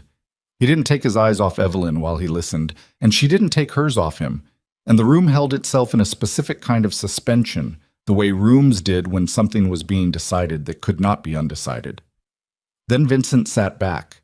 He said quietly to Fitch, "Do it." Fitch opened his briefcase. He produced a document. She noted, not without dark appreciation, that the document was already drafted, already prepared for this contingency, which meant Fitch had anticipated that they might reach this point and had prepared accordingly. Fitch was thorough. She had always known that about him. "This will need to be reviewed by my attorney before I sign anything," she said. "Of course," Claire said. "Today," Evelyn said, "before close of business." "We can accommodate that," Claire said. Fitch slid the document to Rebecca, who had appeared in the doorway. Evelyn hadn't seen her enter. And Rebecca took it, and her eyes moved across the page with the speed of someone who had been practicing law for 15 years. She read the first 2 pages. She looked up at Evelyn and gave a single, small nod. It was not over. She knew it was not over. There were 36 months of federal proceedings ahead. There were assets still in frozen accounts.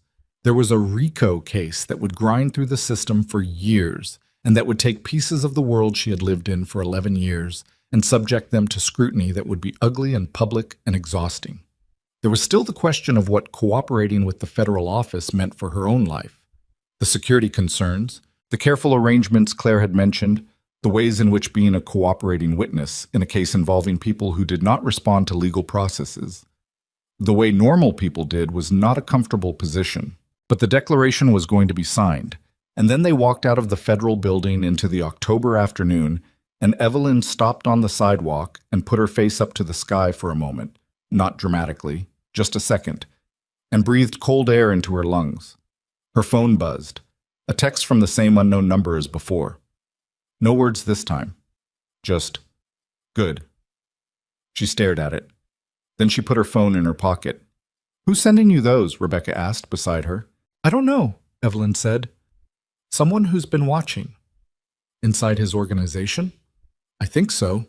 Someone who knew which way this was going and decided to be on the right side of it." She paused. "I'm not going to look too hard at who it is." Rebecca nodded. They stood on the sidewalk together for a moment, 2 women in dark coats in the pale October light. "The Tribune wants a comment," Rebecca said. "They've been calling since this morning." "No comment," Evelyn said. "The story's going to grow."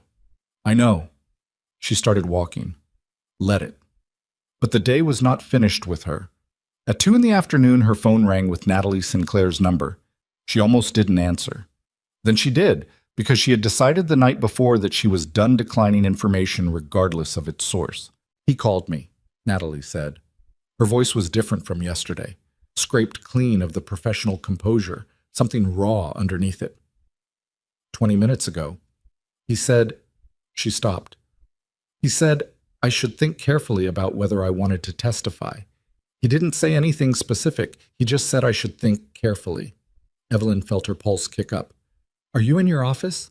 "No, I'm outside. I left when he called." "Go somewhere public. Stay there. Call your attorney." She paused. "And then call Claire Donovan's office and tell them exactly what you just told me, word for word."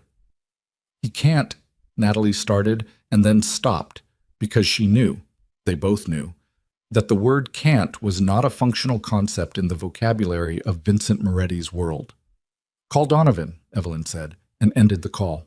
She was already dialing Claire's number when her phone buzzed with a notification. A news alert, the Tribune again, an update to the morning story. She opened it while the call connected. The update added 2 paragraphs: that federal sources had confirmed an active investigation into organized crime-connected real estate entities, and that one of the entities named Sartori Holdings was connected to a current federal indictment in a related proceeding. They had not been supposed to confirm Sartori yet. The name was supposed to stay out of the press until the formal action was filed. Someone had leaked it, again.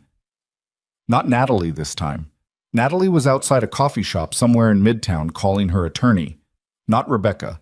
Not Claire's office, she was almost certain. Someone inside the federal proceeding itself. Someone who wanted the name public, who wanted the connected parties to know the federal scope had expanded, who wanted the pressure to be visible and maximum. Claire answered. "I saw it," she said immediately. "Natalie Sinclair received a call from Vincent Moretti 20 minutes ago," Evelyn said. "He told her to think carefully about testifying." "I'm on it." Claire's voice had changed, gone tighter, more clipped, the pace of someone shifting into a different operational mode. "Where are you?" "Midtown." "Get to the office, now. Don't—" She stopped. "Don't go back to the hotel tonight. We're going to make other arrangements." "Claire." Evelyn stopped walking. She was standing in the middle of a Midtown sidewalk with people moving around her and traffic making its noise and the world continuing at its ordinary indifferent pace. "How serious is this?" A pause. The length of the pause told her more than Claire's next words did. "The Sartori leak wasn't us," Claire said. "It came from outside the proceeding. Someone wants this escalated, wants everyone to know the federal scope, wants the pressure applied across the board. That's not necessarily bad for our case, but it means there are people moving on multiple sides of this right now, and not all of them are moving predictably." Evelyn stood on the sidewalk and felt the cold come through her coat, and thought about the word predictably and in what its absence meant in a situation involving people who did not respond to legal processes the way normal people did. She had spent 3 weeks being methodical. She had built a case file, executed a sequence, controlled the timing. She had walked into William Harrington's office and into Rebecca's conference room and into a federal building with the same disciplined precision she brought to every case. And the situation had kept expanding, kept revealing new rooms, new floors, new dimensions she hadn't been able to map because she hadn't known the full architecture of the building she was walking through. Now Sartori was public. Now Vincent had called Natalie. Now she was standing on a Midtown sidewalk being told not to go back to her hotel by a federal attorney whose voice had shifted into the particular register of someone managing a situation that had moved past controlled. She started walking toward the federal building. Fast, not running, but the kind of pace that covered ground. Her heels struck the pavement in a rhythm she could feel in her knees, and her jaw was tight again, and she was breathing through it, in and out, because breathing was the only thing you could always control, because her trainer had told her that years ago when she had first started taking a boxing class as stress management, and she had never forgotten it. Control the breath. Everything else follows. Her phone buzzed one more time. Not a call. A text from a number she did not recognize and had never seen, different from the anonymous texter who had been sending the 2-word messages. This was a new number. The text was a photograph. She stopped walking. She opened the photograph. It was a document, photographed on a flat surface, slightly angled, as if taken quickly and without the option of better positioning. A corporate filing.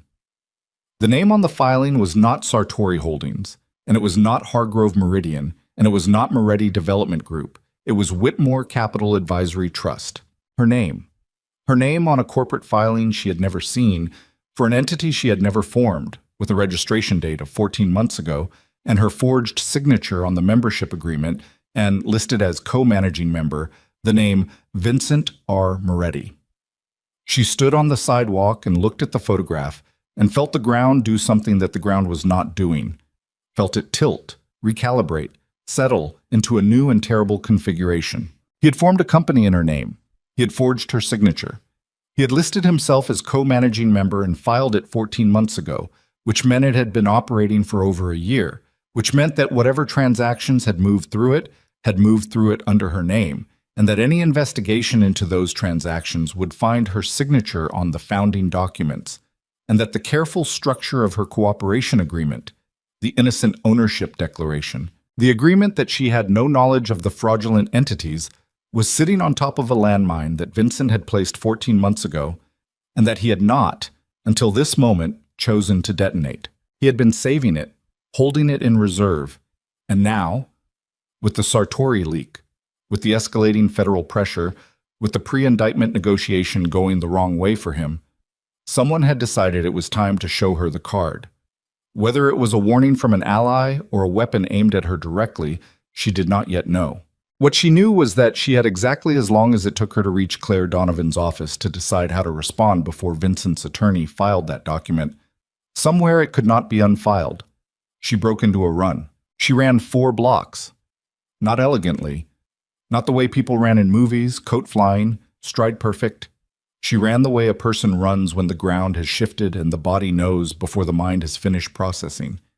Heels striking wrong on the pavement, breath coming hard and ragged, one hand pressed flat against her coat pocket where the phone was, as if keeping physical contact with the photograph would stop it from becoming more real than it already was. She hit the federal building lobby at a near sprint, and the security guard at the desk stood up, and she already had her ID out and said Claire Donovan's name and floor number, and the guard looked at her face, flushed, breathing hard, eyes doing the thing eyes did when the person behind them was operating at the absolute outer edge of composed, and picked up his phone without asking questions. Claire met her at the elevator, took one look at her and said, "Come." They went to the small windowless room, not the main conference area. Claire closed the door. Evelyn pulled out her phone and pulled up the photograph and held the screen toward Claire without speaking. Claire looked at it. She took the phone from Evelyn's hand and looked at it more closely, turning slightly toward the fluorescent light. Her face did the thing that trained federal attorneys' faces did when they were absorbing something significant. Went very still, the stillness of active processing rather than absence. She handed the phone back. "When did this come in?" 10 minutes ago. Unknown number. Never seen it before." "Forward it to me right now." Claire was already moving toward the door. "Don't touch that number. Don't respond. Don't call back." She paused with her hand on the door. "Whitmore Capital Advisory Trust. You have genuinely never heard of this entity."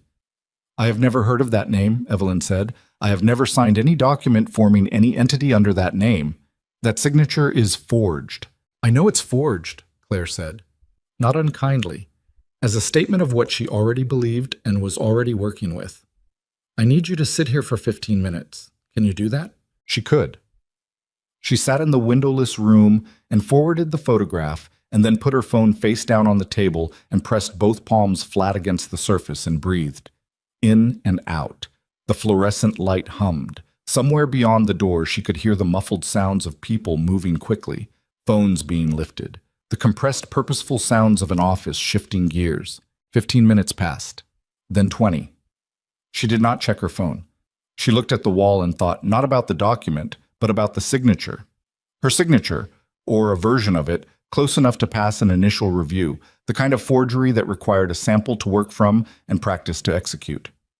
Vincent had seen her signature thousands of times. He had watched her sign documents across a decade of joint financial life. He had the material, and he'd had the time. And he had, she understood now, been building contingencies from the beginning. Not just Hargrove Meridian, not just the Hartwell identity, a contingency aimed specifically at her. A weapon with her name on it, stored carefully, deployed only when the situation required maximum pressure. The door opened. Claire came back in with a second attorney Evelyn hadn't seen before, younger, Latino, with the look of someone who had been pulled from something else and was still carrying the momentum of it. The entity was filed in Nevada 14 months ago, Claire said, sitting down. We had it in our background file. It appeared in a secondary trace connected to a Sartori subsidiary. We did not know your name was on it. She said this precisely, meaning this was not something the federal office had been sitting on. The filing uses a forged signature and lists a business address that is a mail forwarding service in Reno. What has the entity been used for? Evelyn said. 3 transactions, all within the past 11 months, 2 property management fee payments, and 1 consulting agreement. Claire paused. Total of approximately $240,000 moved from a Sartori-connected account through Whitmore Capital Advisory Trust to a third entity we're still tracing. $240,000 moved under her name, her forged signature, through a structure connected to a federal organized crime investigation. He built me into the architecture, Evelyn said. It came out flat, not shocked, because the shock had happened on the sidewalk, and what was here now on the other side of it was something colder and more durable. He built me in as a fallback. If I ever became a threat, he had something to point at. That's our read, the second attorney said. His name, Claire had said in passing, was Raphael. It's a classic defensive structure. You become a problem, he surfaces the entity, suddenly you're not a whistleblower with clean hands. You're a named party in financial transactions connected to a criminal enterprise. Would it have worked? She said. Claire and Raphael exchanged a brief look. In the short term, it would have created significant complications for your cooperation agreement, Claire said. It would have given his attorneys grounds to challenge your credibility, to argue that you had knowledge of and participation in the financial structures you were supposedly exposing. It wouldn't have held up. The forgery would have been established. But establishing it takes time and resources, and in the interim, it muddies everything. How did I find out about it tonight, not in his attorney's filing tomorrow morning? Evelyn said. Another brief look between them. The person who sent you that photograph, Claire said carefully, did us a significant service. By getting that document in front of you tonight, in front of us tonight, we have the opportunity to establish the forgery proactively before it's filed anywhere as evidence against you. She paused. Your anonymous contact appears to be someone who has been sharing information in a way that consistently benefits your position. Someone inside Vincent's organization. Someone who had watched the whole structure being built and had made, quietly and over a period of weeks, a different kind of calculation. She still didn't know who. She thought she might never know, and she decided, with the particular decision-making clarity that came from operating past exhaustion into the focused simplicity beyond it, that it didn't matter. The gift had been given. She would not examine its origins too closely. What happens now? She said. Now, Claire said. We file an emergency motion to establish the forgery on Whitmore Capital Advisory Trust before any opposing party can introduce the entity as evidence. We do it tonight, before midnight, while the courts have emergency docket capacity. My office works through the night on this. She looked at Evelyn steadily. And tomorrow morning, when Gerald Fitch walks into his office and discovers that the card he was saving has already been played and answered, we proceed with the original cooperation framework. And Vincent Moretti's pre-indictment negotiation window closes at 9 tomorrow morning, Raphael said. If he doesn't accept the terms by then, we move forward without his cooperation. The case proceeds on what we have, which, with your documentation, is substantial. He paused. The forged entity actually helps us. It establishes premeditation and a pattern of deception that strengthens the RICO argument. She sat in the windowless room for another moment. The fluorescent light kept humming. She was very tired, the kind of tired that was no longer located in any specific muscle group, but had distributed itself evenly through her entire body, a comprehensive heaviness, the weight of 3 weeks and one particularly brutal day pressing down all at once. She thought about the man sitting somewhere in the city tonight. In the house, probably, the big house with the circular driveway and the garden that the crew maintained on Thursdays. And she thought about what he was doing right now, whether he was on the phone with Fitch, whether he knew the photograph had been sent, whether he understood that the contingency he'd been saving had been neutralized before he could deploy it. She tried to feel something about him: anger, grief, the specific ache of betrayal, and found that what was actually there was simpler and stranger than any of those things. Exhaustion, mostly, and beneath it, very quiet, a quality of release she hadn't expected, as if something she had been holding for years had been, without her noticing, set down. She hadn't loved him for a long time. She understood that now. She had been living inside the structure of having loved him, maintaining the form of the thing after the substance had gone, because the structure was familiar and the alternative was unknown. He had done terrible things to her. He had also, in some earlier version of their life, been the person she had chosen. And grief was not only for good things lost, but for the futures you had once believed were possible. She allowed herself 20 seconds of that. Then she put her phone in her pocket and stood up. "Tell me where to sign," she said. The emergency filing took until 1 in the morning. She sat in a conference room with Raphael and a paralegal and 2 cups of bad coffee and went through the forgery documentation line by line, her real signature samples pulled from legitimate joint documents, the side-by-side comparison, the handwriting analysis from an expert the office had on retainer who reviewed the materials remotely and submitted his preliminary assessment by 11:15. The forged signature was close. It was the work of someone who had studied her signing hand carefully. But close was not the same as matching, and the expert found 7 specific divergences in pen pressure and stroke termination that he could testify to clearly. At 12:40, she signed the last page of her own documentation and pushed it across the table to Raphael and said, "Is that everything?" "That's everything," he said. She took a car to a hotel she had not stayed in before. Not the Alderton, a different place, smaller, that Claire's office had arranged under a different name for the night. She rode through the empty nighttime streets and watched the city pass and felt the particular quality of a city at this hour. Stripped of its daytime noise, running on skeleton staff, the bones of the thing visible in a way they weren't during the day. She had always liked cities late at night. There was an honesty to them. She was asleep within 4 minutes of lying down. She did not dream. In the morning, she dressed in the clothes she had worn the day before. She had nothing else at this hotel. And drank the room's bad coffee and sat at the window and waited. At 8:52, her phone rang with Claire's number. "Fitch called at 8:45, Claire said. "He accepted the terms." She exhaled. One breath, slow and complete. "Okay. Vincent will provide full cooperation on the Sartori structure in exchange for reduced sentencing exposure on the financial fraud charges. As part of the agreement, he has signed the innocent ownership declaration for your inherited assets and acknowledged the unauthorized nature of the Hargrove Meridian transfers." A pause. "He also, as of this morning, has acknowledged the forged signature on the Whitmore Capital Advisory Trust filing. His attorneys are cooperating with the forgery documentation to avoid additional charges." "He signed the declaration," she said. Not a question. She had heard Claire say it, but she needed the words to exist in her own voice, to be real in that way. "He signed it," Claire confirmed. "Your asset recovery claim is now supported by his own sworn acknowledgement.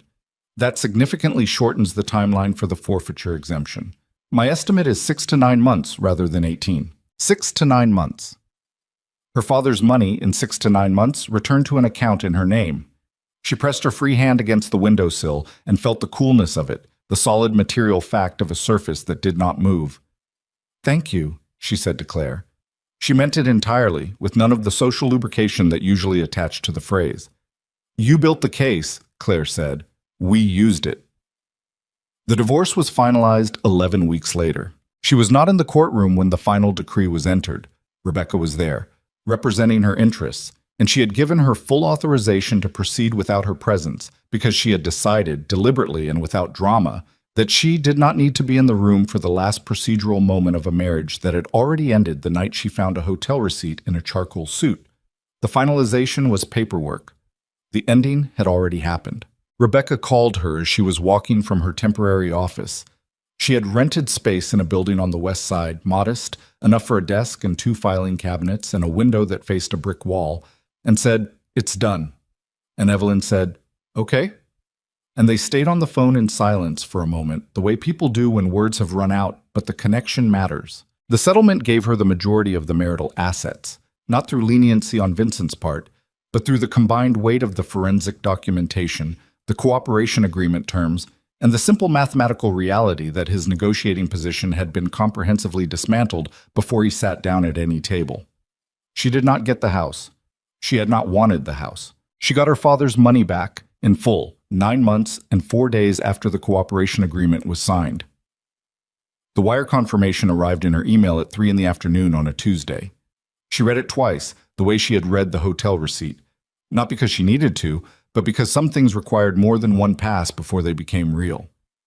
Then she printed it and held it in both hands and thought about her father's face, the particular look he had worn when he pressed her hands between his and talked about independence and futures and the life she was meant to build. She folded the printout carefully in half. She put it in her desk drawer. She did not cry. She had not cried, she realized, through any of it. Not from strength exactly, or not only from that. More from the particular way that grief and anger and relief, when they arrived simultaneously and in very large quantities, sometimes canceled each other out and left behind something that was not emotion, but was instead a kind of settled clarity, a bedrock acknowledgement of what had happened and what it had cost and what it had changed. Natalie Sinclair testified before the federal grand jury in the 4th month of the investigation. Her cooperation was, as her attorney had promised, substantively useful. The testimony establishing that she had been misled about the origin of the Hargrove Meridian assets, supported by the email chain, by the documented timeline, by 3 additional witnesses from within the Pinnacle Group who had observed the transaction flow, was entered into the record cleanly. Her professional consequences were not clean. The development industry was a small world, and it had a long memory, and the public record of her involvement in a fraudulent capital structure, however mitigated by cooperation, did not disappear from the record. She left New York. Evelyn heard, through the industry grapevine, that she had taken a position at a small firm in another city, starting over in the lateral way of someone who had lost altitude and was rebuilding from a lower floor. She did not feel satisfaction about this. She did not feel much of anything about Natalie Sinclair. The woman had made choices and was living with them, which was all anyone ever did. Vincent entered a plea agreement 14 months after the cooperation framework was signed. Reduced charges, structured cooperation, sentencing that his attorneys managed to keep below the federal guidelines through the accumulated credit of his information on the Sartori network. The Sartori principles, the people above Vincent in the structure, the people whose existence he had obliquely referenced in Rebecca's conference room when he talked about people who did not respond to legal processes the way normal people did. Those proceedings were ongoing and would be ongoing for years. The machinery was large and it moved slowly. She followed the case with professional interest and personal distance, reading the court filings the way she read any complex financial crime case, with the analytical remove of someone who understood the architecture without being inside it. His real estate empire did not survive the investigation intact. Properties were seized in the forfeiture action, investors withdrew, development partners terminated agreements. What remained was a fraction of what had existed, managed through a court-appointed receiver while the legal proceedings ran their course. The Midtown project, the one with the Harrington financing, the $300 million closing that had been suspended the day Evelyn laid documents on a conference table and watched a careful man absorb the cost of an unanticipated risk, never closed. The site sat behind a construction fence for 2 years before it was sold to a different development group. William Harrington sent her a handwritten note 3 months after the fact, short, thanking her for the information. She put it in the desk drawer with her father's wire confirmation. The firm came later, and it came because of Rebecca, who had been talking to colleagues for months about the Whitmore case. Not in detail, not in ways that violated privilege or professional ethics, but in the way that attorneys talked to each other about cases that had been instructive, cases that had revealed something about how financial abuse operated inside marriages, and how few professional resources existed for women trying to document and recover from it. The inquiries started coming to Rebecca's office, and she forwarded them to Evelyn, at first one at a time and then in clusters, and Evelyn took them and handled them, and one afternoon she sat down and looked at the volume of what was coming in and understood that this was not overflow work for a freelance forensic consultant. This was something else. She signed the lease on the office 3 months after that. The name on the door was simple, Whitmore Financial Recovery Group. No subtitle, no explanatory tagline. She did not need one. The name was already traveling in the professional networks that connected family law attorneys and financial advisors and women who had discovered, at various stages of various marriages, that the money they believed was theirs was structured in ways designed to keep it inaccessible. Rebecca sent her 3 clients in the first 2 weeks. A contact at a family law firm in Boston sent her 2 more. By the end of the second month, she had a waiting list. She hired a junior analyst named Marcus, who had interned with the SEC and had the particular combination of forensic patience and genuine outrage at financial malfeasance that she recognized as the hallmark of someone who would be good at this work for the long term. She worked long hours, which she had always done. The difference now was that the hours felt like hers. Not accommodations made within someone else's structure, not energy spent maintaining a life that had someone else's architecture underneath it. These were her hours, spent on her work, in her office, toward her own purposes. The distinction was not something she talked about. It was something she moved through daily, like air. On an evening in November, 14 months after she had walked out of the house with a single bag, she was in the office alone, finishing the documentation package for a client whose situation was not unlike her own. A woman who had built a professional identity alongside a husband who had spent years quietly restructuring their joint assets in ways she had trusted without examining. The work was not easy. It never became easy, because the people were real and the betrayals were real, and the documentation was always a kind of archaeology, digging through the layers of a life to find the specific place where trust had been systematically exploited. But she was good at it. She had always been good at it. The difference now was that she understood, in a way she hadn't fully understood before, why it mattered, not as an abstract professional value, but as a lived and embodied thing. The knowledge of what it felt like to stand in a walk-in closet with a receipt in your hand and feel the architecture of your life begin to shift beneath your feet. She finished the package and saved it and turned off her monitor and sat for a moment in the quiet of the office. The city made its sounds outside the window. Traffic, a distant horn, the ambient murmur of 8 million people going about the ordinary business of their lives. She opened the top drawer of her desk without thinking about it, the way you opened a drawer you knew well, without looking. She felt rather than saw what was inside. She took it out and looked at it. The perfume bottle, small dark glass with a silver cap. She had put it in the drawer weeks ago without entirely knowing why. She had found it in the bottom of the bag she had packed the morning she left, forgotten since before the marriage had visibly begun to fail, from the years before Vincent had told her it was a bit much for every day. And she had believed, without examining the belief, that he was right. She turned it in her fingers. The glass caught the desk lamp and made a small moving point of light on the ceiling. She had stopped wearing it because he had said it was too much. She had stopped because she had trusted, without examination, his assessment of what was appropriate, what was enough, what was the right amount of her to present to the world. She had done this with the perfume, and she had done it with larger things, with questions she didn't ask, with accounts she didn't examine, with the careful distances she maintained from the parts of his life she had been trained, gradually and without drama, to leave alone. She had trusted him. She had not trusted herself. She uncapped the bottle. She touched it lightly to her wrist, one brief contact, the way you tested something you weren't sure of. The scent rose in the warm air of the small office. Something dark and a little sharp, the kind of thing that asked for a second breath before it resolved into something warmer underneath. She held her wrist near her face and breathed it in. Once, twice. She recapped the bottle and set it on the corner of the desk, where she could see it from her chair, where it would be visible when she came in tomorrow morning and the morning after that. Not as a monument to anything that had happened, not as a symbol she had chosen deliberately, but as a simple material fact. A small dark glass bottle on the corner of a desk in a room she had built with her own money and her own work, and the specific kind of competence that no one had given her and no one could take back. Outside the window, the city ran on in its enormous, ordinary way. It did not mark the moment. It did not need to. She turned off the desk lamp. She put on her coat.